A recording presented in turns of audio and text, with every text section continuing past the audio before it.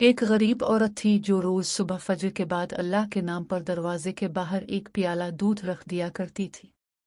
वो कहती, अल्लाह, जो तेरा बंदा प्यासा हो, ये तेरे नाम पर है। कई दिन गुजर गए। हर रोज वो प्याला खाली मिलता।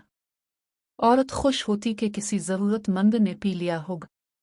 मगर एक दिन उसने देखा कि एक फकीर आता है, दूध पीता है और जाते हुए कहता है, अल्लाह तुझे जज़ा न दे। औरत का दिल टूट गया।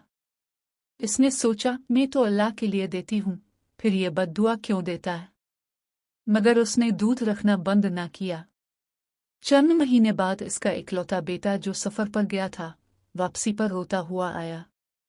उसने कहा, अम्मू, मैं बियाबान में भूखा प्यासा मरने वाला था। अचानक एक बस्ती में एक फकीर ने मुझ पर रहम खाकर मुझे दूध पिलाया।